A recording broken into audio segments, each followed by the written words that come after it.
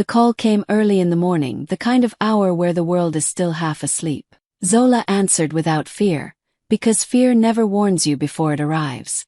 The doctor's voice was calm, careful, almost too gentle. He said Amari didn't make it through the night. He said they did everything they could. Zola heard the words, but they didn't make sense. Her phone slipped from her hand. The room felt far away. The air felt heavy. It was like someone pressed a mute button on the world. She sat on the floor for a long time, staring at nothing. Her chest hurt, but no tears came. Her body felt empty, like her soul had stepped outside and forgotten to return. Amari's toys were still in the corner. Her tiny shoes were by the door. Zola picked one up and held it like it might explain what just happened. How could a child who laughed last night be gone by morning? The next hours moved slowly and too fast at the same time. Papers. Questions. A date for the funeral. Zola nodded at everything, even when she didn't understand. She felt like she was watching someone else's life fall apart. This couldn't be hers. Mothers weren't supposed to bury their children. Finally, she reached for her phone again. Her hands were shaking. She called her family one by one, because she believed that blood meant comfort. She believed someone would come running. She believed someone would say, "I'm here. You're not alone." Her voice broke as she spoke. "Amari is gone," she whispered. The line went quiet, and in that silence, Zola felt something worse than grief begin to form. The family call was supposed to bring comfort. Zola sat on the edge of her bed, phone pressed to her ear, Amari's blanket wrapped tightly around her shoulders. Her eyes were swollen, her voice thin. She didn't want speeches or advice. She just wanted to hear familiar voices say her daughter's name with care. First, people spoke softly. Few said they were sorry. A few cleared their throats and went quiet. Then Nyasha's voice came through, bright and careless, like this was any other day. "So," she said lightly, "I just realized something. My birthday party is already planned for Saturday." Zola froze. Saturday was the funeral. For a moment she thought she heard wrong. Her heart started beating fast. "Saturday?" Zola asked slowly. That's the day I'm burying Amari." There was a short pause, then a small laugh. Not nervous. Not awkward. Real laugh. "Yeah, I know," Nyasha said. "But everything is already booked. The venue, the cake, the guests. It's kind of late to change it now." Zola's hand tightened around the phone. Her throat burned. "Nyasha," she said, her voice breaking. "Please. I'm asking you. Can you move it? Just one day. It's my child's funeral." On the other end, Nyasha sighed like she was being inconvenienced. "You're being too emotional," she replied. "It's just a minor event. My guests are already invited." The words hit Zola harder than any scream could have. Minor event. She felt like the air had been punched out of her chest. Her daughter's life, her daughter's death, reduced to something small, something annoying. "I buried my hopes with her," Zola whispered, tears finally falling. "I can't do this alone." Nyasha laughed again, softer this time but sharper. "Life doesn't stop for everyone because something sad happened to you," she said. "People have plans." Zola looked around the room, at the little dress she had bought for Amari, now meant for a coffin instead of a birthday. Her hands were shaking so badly she had to sit down. "She was your niece," Zola said. "She was family. And I'm family too," Nyasha replied quickly. "This is my birthday. I shouldn't have to cancel my happiness." The call grew quiet, but not in a comforting way. No one jumped in. No one defended Zola. She waited for someone to say this was wrong, to tell Nyasha to stop. Instead there were excuses. Murmured voices. Someone said, "Maybe Zola needs time." Someone else said, "We can't judge Nyasha." Zola realized then that she was begging people who had already chosen. Her pain was uncomfortable. Her grief was ruining the mood. "I just wanted you there," Zola said softly. "I just wanted my family with me." Nyasha's voice came back, firm and final. "I'll try to stop by after the party," she said, like she was talking about a chore. "If I'm not too tired." Zola ended the call without saying goodbye. She stared at her phone for a long time, her tears soaking into Amari's blanket. In that moment, she understood something painful and clear. Losing her daughter had broken her heart, but hearing her sister call her child's funeral a minor event shattered whatever trust she had left. Zola waited for her mother to speak. Even after the call with Nyasha ended, she kept hoping. Mothers were supposed to protect their children, especially when they were breaking. Evelyn had to say something. She had to tell Nyasha she was wrong. Zola called her again, her hands shaking, her heart still begging for one small mercy. Evelyn answered with a tired sigh. "Zola, I heard what happened on the call," she said, her voice calm, almost distant. "Then you know," Zola replied quickly. "You know how hurtful it was. Please, Mama, tell her to move the party. Just this once. I need my family at Amari's funeral." There was a pause. Then Evelyn spoke words Zola would never forget. "Life must go on," she said. "We can't stop living because of death." Zola felt her chest tighten. "She was my child," she said softly. "Your granddaughter." "I know that," Evelyn replied, but there was no emotion in her tone. "But Nyasha has already planned everything. It wouldn't be fair to her to cancel. People have made arrangements." Zola swallowed hard. "So, what about me?" she asked. "What about standing next to me while I bury my daughter?" Evelyn sighed again. "You're strong," she said. "You've always been strong. You'll understand with time." Strong. That word felt like a punishment, like she wasn't allowed to fall apart, like her pain was an inconvenience. Zola ended the call quietly, her fingers numb, her heart heavier than before. Over the next few days, messages started coming in. Not comfort, not support, excuses. An aunt texted saying she might stop by later, because Nyasha's party was closer to her house. A cousin said she didn't want to kill the birthday vibe by attending a funeral. Someone else said funerals were too depressing and Zola should understand. Each message landed like a stone. Zola read them over and over, trying to find care between the lines. There was none. They talked about dresses, gifts, music, and food, while Zola was choosing a tiny coffin and flowers that would never be held by small hands again. She called one last relative, hoping, foolishly, that someone would choose differently. "Please," she said quietly. "I just don't want to be alone." The answer was gentle but firm. "You know how Nyasha is," they said. "It's her birthday. We'll come see you another time." Another time.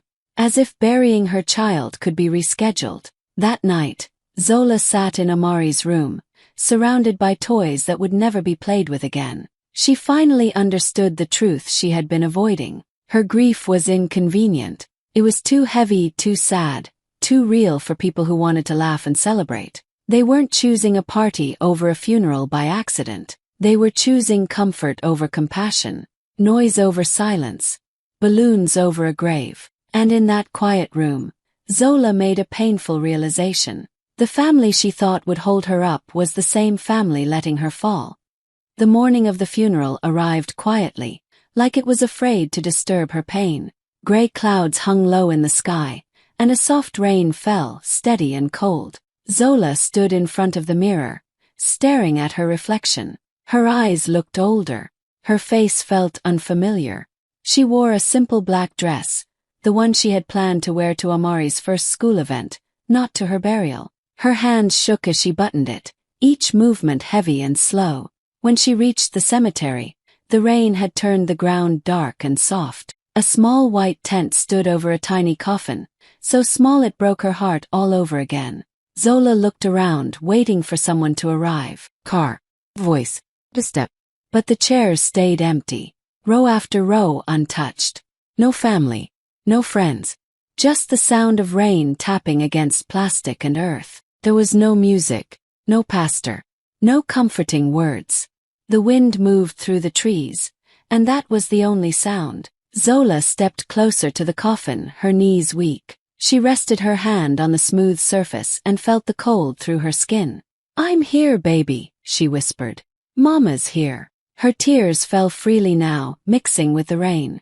She talked to Amari like she always did, softly, lovingly. She told her how brave she was, how much she was loved, how sorry she was that the world had been unkind. I tried to protect you, she sobbed. I promise I never stopped trying. She thought about the first time Amari laughed, the way she used to reach for her with tiny hands, the way she fell asleep on her chest.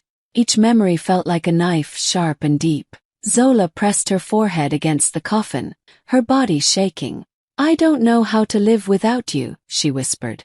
But I promise I will remember you every day. When it was time, the workers lowered the coffin slowly into the ground. The sound of soil hitting wood echoed in the quiet air. Zola flinched with every thud. She picked up a small handful of dirt and let it fall, her fingers trembling. Rest, my love, she said through tears. Mama's got you. Always. Across town, music played loudly. Glasses clinked. Laughter filled a decorated room. Balloons floated near the ceiling, and candles were lit on a birthday cake. While Zola stood in the rain burying her child, people she shared blood with were raising glasses and smiling for photos.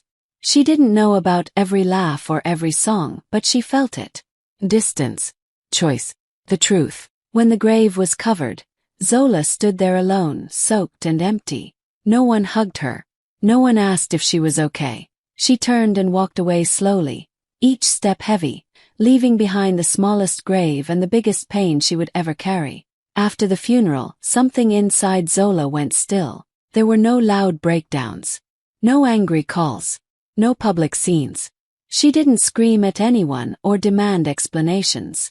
She simply went quiet, the way a room does after a door closes for the last time. People noticed the silence, but they misunderstood it. They thought she was healing. They thought she was calming down. Some even said, "She's strong, she's handling it well." Zola heard the words and gave small nods. Sometimes she even smiled, a thin, careful smile that didn't reach her eyes. That smile became her shield. She stopped answering calls. She muted family group chats. She didn't argue or explain herself. She didn't remind them of the empty chairs at the funeral or the rain on her dress. She didn't ask why they chose music over soil. She let them believe whatever made them comfortable. Inside, she was awake in a different way. She replayed everything in her mind. The laugh in Nyasha's voice. Her mother's tired sigh. The excuses. The silence. She remembered who showed up and who didn't. She remembered every word, every pause, every choice. At night, she sat alone in Amari's room. The room still smelled like her baby. Zola folded tiny clothes slowly, carefully, as if each one held a memory she might drop. She didn't cry loudly anymore. The tears came quietly late at night when no one could see. She talked to Amari in whispers. "They think I'm weak," she murmured. "They don't know what you taught me." Weeks passed. Life around her went back to normal. Birthday photos were posted. Smiles were shared. Some relatives sent casual messages like nothing had happened. "Hope you're doing okay. You should come around sometime." Zola read them without emotion. She didn't reply. They mistook her silence for forgiveness. They mistook her absence for forgetting. They didn't realize she was paying attention. She noticed how quickly they moved on, how easily they laughed again, how comfortable they were without her. Zola began to change quietly. She organized papers. She made appointments. She asked careful questions. She listened more than she spoke. Every step was calm, steady, and private. There was no rush. No need to explain. When she looked in the mirror now, she saw something different. The pain was still there, heavy and deep, but it had sharpened her. It had given her clarity. She no longer needed approval or apologies. Zola understood something they didn't. Silence wasn't weakness. It was space. Space to think. Space to remember. Space to decide who deserved access to her life and who never would again. And while they were busy living like nothing had changed, Zola was quietly becoming someone they would not recognize. Months passed, and the noise around Zola slowly faded. The messages stopped. The curiosity cooled. People assumed she had nothing left to say, nothing left to stand on. They didn't know that long before the rain dried from her funeral dress, Zola had already done something important. Amari's father had died years earlier. It was never something the family talked about much. He had been quiet, private, and careful. What most people didn't know was that he had left a trust fund in Amari's name. It wasn't small. It was meant to secure her future, to protect her in case anything ever happened to him. Education. Stability. Everything a loving parent plans for, just in case. Nyasha knew about it. Evelyn knew too. They never spoke about it directly, but they expected it. They talked about family money and guidance in soft voices. They assumed control would naturally fall to them. Zola was grieving, young, emotional. They believed she would be easy to manage. What they didn't know was that in the quiet days after the hospital call, before the funeral, Zola had made one clear decision. While everyone else was busy choosing outfits and parties, she had sat in a small office across from a lawyer. Her eyes were tired, her hands shaking, but her voice was steady. "This money belongs to my daughter," she said. "And now it belongs to her legacy." She listened carefully as the lawyer explained options. She asked questions. She signed papers. She made sure everything was clear, legal, and final. She redirected the trust into a protected foundation in Amari's name, with strict terms. No family access, no shared control. Every cent would be preserved and used exactly how Zola decided, honoring her child. She didn't tell anyone. There was no announcement, no warning. Grief had taught her that silence could be powerful. Months later, the truth came out by accident. Casual conversation. A misplaced assumption. Nyasha mentioned something about handling Amari's funds to the wrong person. That person corrected her. Confusion followed. Calls were made. Papers were checked. And then the reality hit. Nyasha didn't have access. Evelyn didn't either. No one did. The trust was locked, protected, untouchable. Panic followed quickly. Phone calls started coming in again. Concerned voices. Gentle tones. "We just want to understand. We're family. Why would you shut us out?" Zola listened without interrupting. For the first time in months, she didn't feel small. She didn't feel unsure. "Because you showed me who you were," she said calmly. "And I believed you."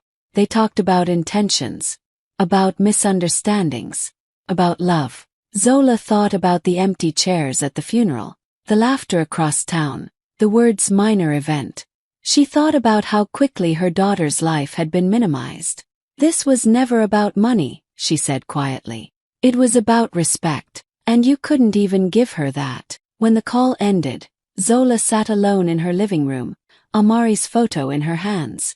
She felt the familiar ache but also something new. She had protected what mattered. She had done the one thing no one else did. She chose Amari. At first, nothing seemed to change. Nyasha kept posting smiling photos, perfect angles, bright lights. Her captions were cheerful, full of gratitude and confidence. From the outside, her life still looked polished and untouched. People liked her posts. They commented with heart emojis and praise. She acted like the world had moved on, just like she had. But slowly, things began to shift. A sponsor she had worked with for years stopped replying to her emails. At first, she told herself it was nothing. Brands were busy. People forgot. Then another partnership quietly disappeared from her page. A contract she was expecting to renew was suddenly under review. No clear reason, just silence. At events, conversations felt different. People smiled, but their eyes didn't stay warm. Some friends arrived late and left early. Others stopped inviting her altogether. The laughter that once surrounded her felt forced now, like it could crack at any moment. Then the whispers started. Someone mentioned it in a low voice at a table. Someone else brought it up in a comment that was quickly deleted. Wasn't that the day her niece was buried? Didn't she throw a party? The questions spread faster than explanations ever could. Nyasha tried to laugh it off. "People are so dramatic," she said. "They don't know the full story." But the full story didn't help her. The truth was simple and people understood it easily. A child had been buried. Music had played across town. And she had chosen the music. Screenshots resurfaced. Old posts from that day. Birthday cake. Champagne glasses raised high. Smiles frozen in time. Side by side with quiet words of sympathy for a grieving mother. The contrast was hard to ignore. Public opinion shifted. Slowly, then all at once. Comments stopped being kind. Invitations stopped coming. People who once praised her now kept their distance. Some unfollowed her quietly. Others stayed but watched her closely. Nyasha felt it in small ways first. A room that went quiet when she walked in. A conversation that changed direction. A friend who suddenly had an excuse not to meet. Her phone felt heavier, not lighter. The shame settled in deeper than anger ever could. It followed her home. It sat with her in silence. The same silence she had once dismissed. She tried to explain herself again. She blamed timing, stress, misunderstanding. But every excuse sounded smaller than the truth. People didn't want reasons. They wanted humanity. And they had already decided. Meanwhile, Zola said nothing. She didn't post. She didn't comment. She didn't correct or defend. She let the truth move on its own. She had learned that some things didn't need pushing. They revealed themselves when given space. Nyasha's perfect life didn't shatter in one dramatic moment. Cracked slowly, piece by piece. And with every crack, she was reminded of the day she called a child's funeral a minor event. The party ended long ago. What remained was the echo of it. The community event was loud and bright, full of chatter and polite smiles. Zola almost didn't go. She preferred quiet now, spaces where her grief didn't have to explain itself. But she went anyway, standing near the back, hoping to leave unnoticed. Nyasha saw her the moment she walked in. Her face changed quickly, like she had been waiting for this chance. She smoothed her dress, took a deep breath, and walked toward Zola with careful steps. Her eyes filled with tears on command. Her voice softened. "Zola," she said gently, reaching out. "I've been wanting to talk to you." Zola looked at her calmly. She didn't step back. She didn't step forward. She just waited. "I've been going through so much," Nyasha continued, dabbing her eyes. "That time was confusing for everyone. I never meant to hurt you. You know how misunderstandings happen." Around them, people began to notice. Conversations slowed. Heads turned. The room felt smaller. Before Zola could respond, someone nearby spoke up without thinking. "Isn't this the sister who had a birthday party on the day her niece was buried?" The words landed heavy and loud. Silence spread fast like a wave. Music stopped. Laughter disappeared. Every eye turned toward Nyasha. There was nowhere to look. No way to laugh it off. Nyasha's face drained of color. Her tears froze. Her mouth opened, then closed again. For the first time, she didn't control the story. "I didn't," she started, her voice shaking. "That's not how it was." But no one asked her to explain. No one rushed to defend her. People exchanged looks. Some frowned. Some shook their heads slowly. Zola felt the moment pass through her like a quiet wind. She didn't feel angry. She didn't feel proud. She felt clear. Nyasha turned back to her, panic creeping into her eyes. "Please," she whispered, "say something. You know I'm not a bad person." Zola met her gaze. Her voice was steady, calm and low. "You don't need me to say anything," she replied. "The truth already did." The words were simple, but they settled deep. Nyasha stepped back, her shoulders slumping. The mask she wore slipped just enough for everyone to see what was underneath. Not confidence. Not joy. Fear. People slowly turned away, returning to their conversations. But the energy had changed. Nyasha stood alone in the middle of the room, exposed in a way she had never experienced before. Zola walked away quietly. No drama. No raised voice. Just dignity. For the first time, Nyasha understood something she had avoided for a long time. This wasn't gossip anymore. This was accountability. And there was no escaping it. The room was quieter than before, but the tension was heavy. People had stopped pretending nothing was wrong. Zola stood where everyone could see her now, not because she wanted attention, but because silence had reached its end. She took a slow breath, feeling Amari's name steady her heart. "I've been quiet for a long time," she began. Her voice wasn't loud, but it didn't shake. "Not because I didn't have anything to say, but because I was listening." I stayed on her. No one interrupted. The day I buried my child, Zola continued, I learned the truth about all of you. She paused, letting the words settle. I learned it when chairs were empty, when my phone was silent, when I stood in the rain alone. Nyasha looked down. Evelyn's face tightened. You didn't miss the funeral by accident, Zola said calmly. You made a choice. You chose music over my child. You chose balloons over a coffin. A quiet gasp moved through the room. That day showed me exactly where I stood in your lives, she went on. And where Amari stood too. She wasn't important enough. My grief was inconvenient. My pain was something you wanted to hurry past. She turned slightly, her eyes moving from face to face. I don't hate you, she said. I don't wish you harm, but I will never unlearn what you taught me. Nyasha lifted her head, tears in her eyes. I said I was sorry, she whispered. Zola nodded once. You were sorry when it became uncomfortable for you, she replied. Not when it mattered. The words were soft but they cut deep. My daughter had a legacy, Zola said, her voice steady.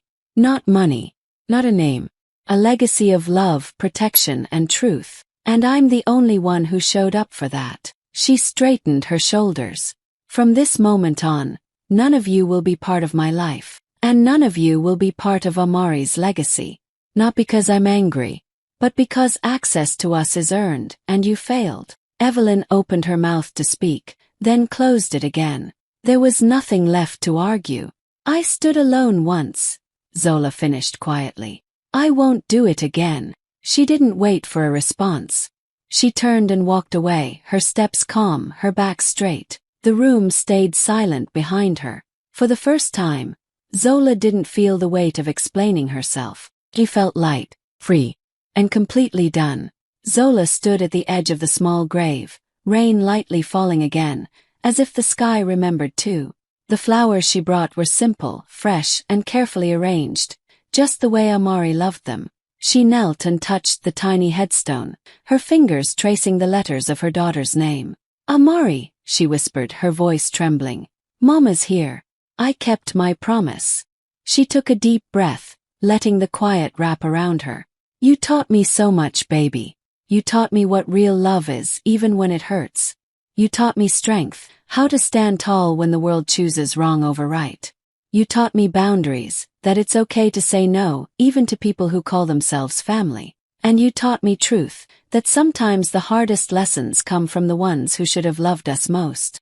Tears ran down her cheeks, but her heart felt lighter than it had in months. She talked to Amari as if she were right there beside her, listening. I'll carry you with me every day. I'll make sure your name, your memory, your spirit, everything about you matters. And I'll never let anyone take that from us. Zola stayed a while, arranging the flowers one last time, straightening the small blanket she had placed gently on the ground. She whispered promises of joy, of laughter, of memories yet to be made, all for her daughter. Then she stood. For the first time in a long time, she felt a sense of peace mixed with purpose. As she walked away, she didn't look back. The family who had chosen celebration over grief was left behind, carrying only shame and regret. Zola, on the other hand, carried love, clarity, and the quiet power of a mother who had survived heartbreak and refused to be broken again. Amari's absence had been devastating, but it had also given Zola everything she needed: the courage to protect herself, the wisdom to choose who belongs in her life, and the strength to live fully, carrying her daughter's legacy forward. The rain eased, the sky lightened, and Zola walked into the future, stronger, steady, and free, leaving behind a family that had lost far more than they ever celebrated.